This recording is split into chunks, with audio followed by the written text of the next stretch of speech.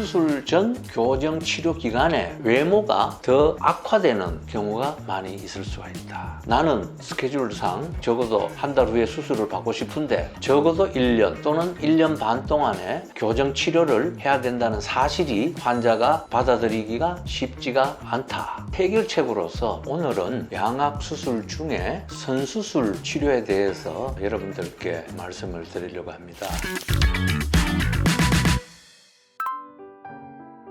환자분이 특교정 치료를 위해서 양악수술을 받기 위해서 내원한 경우에 수술하기 전에 교정 치료를 먼저 좀 받고 수술을 해야 됩니다. 환자에게 말씀을 드리면은 먼저 수술 받을 수는 없나요? 수술을 빨리 받고 싶다 이야기를 하면서 먼저 교정을 해야 되는 부분에 대해서 아쉽게 생각을 하거나 치료를 미루는 경우를 많이 보게 됩니다. 그런데 지금은 많은 경우에 수술을 먼저 하고 교정하는 이러한 치료 방법이 생겨났습니다. 이것을 흔히 이제 선수술, 양악수술이다 이렇게 이야기를 합니다. 수술 전 교정이라는 것은 환자가 병원에 왔을 때 환자가 턱이 나오게 되고 환자가 이가 삐뚤삐뚤하다든지 하는 경우가 있을 수가 있습니다. 그러면 삐뚤삐뚤한 윗니는 위턱에서 가지런하게 하고 잇몸뼈에서 있어야 될 정상적인 치아의 각도를 만들어주고 이런 과정이 수술 전 교정 치료에 해당되는 과정이 되겠습니다. 이 동안에는 윗니가 아랫니가 맞물리는 데는 전혀 고려를 하지 않습니다. 그래서 통상 이런 치료를 하고 난 뒤에 수술을 통해서 위턱과 아래턱의 뼈관계를 맞춰주게 되고 뼈관계를 맞춰준다고 해서 윗니와 아랫니가 정확하게 맞지는 않을 겁니다. 그래서 마무리 교정 치료를 통해서 치료 과정이 끝나게 됩니다.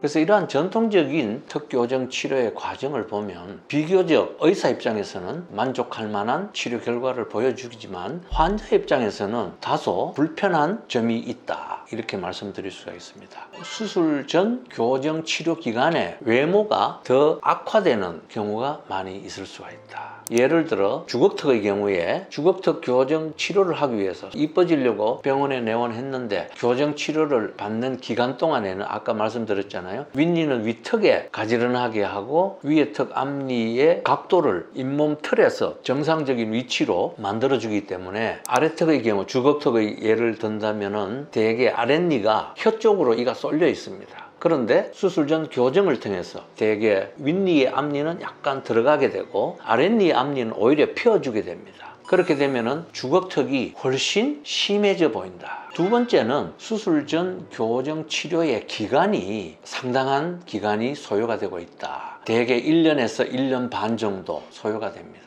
나는 스케줄상 적어도 한 달 후에 수술을 받고 싶은데 적어도 1년 또는 1년 반 동안에 교정 치료를 해야 된다는 사실이 환자가 받아들이기가 쉽지가 않다. 그리고 또 술전 교정 기간 동안에 비발치, 이를 빼지 않고 교정을 하는 경우에는 지금 말씀드린 이런 기간이 소요되는데 발치를 해야 되는 경우 첫 번째 작은 어금니를 빼는 경우가 들어 있습니다. 그런 때에는 6개월 정도 더 소요가 된다는 것이죠. 환자에게는 상당히 부담스러운 치료 과정이 되겠다.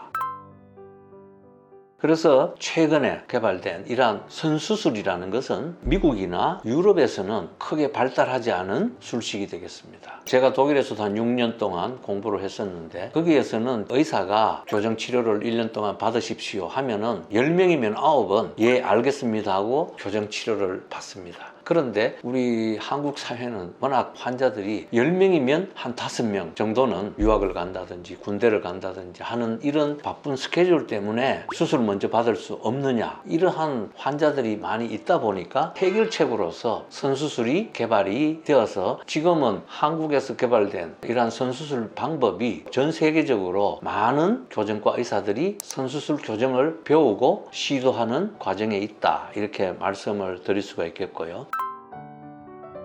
예전에는 수술을 할 때 윗니와 아랫니 사이에 입안에 끼는 장치, 웨이퍼라는 것을 사용을 하지 않았습니다. 사용을 하지 않고 수술을 하기 때문에 이가 맞지 않으면 윗니하고 아랫니가 불안정하기 때문에 수술 후에 뼈의 위치가 바뀐다든지 이러한 일들이 발생을 했다. 그리고 지금은 그동안에 선 교정을 통해서 이가 어떻게 움직이는지 어떤 방향으로 이루어지는지에 대한 경험이 축적이 되었기 때문에 가능하게 되었다. 여기 슬라이드에서 보시는 것처럼 수술 전 교정이라는 것은 기본적으로 치과의 탈보상 과정이다 이렇게 이야기합니다. 이게 무슨 말씀인가 하면은 턱관계가 틀어져 있기 때문에 틀어져 있는 상태에서 음식을 씹어 먹기 위해서 윗니하고 아랫니가 치아가 보상작용이 일어났다는 것이죠. 그래서 이것을 수술 전 교정을 통해서 탈보상, 보상을 없애주는 과정이다 이렇게 이야기를 할 수 있습니다. 그래서 선수술 개념은 어떻게 보면은 이러한 원인이 되었던 뼈의 이상을 먼저 고쳐주고 그 다음에 뼈의 이상으로 인해서 생겼던 치아의 이상한 위치의 변이를 고쳐주는 술식이 근본적인 치료라 할 수가 있겠습니다.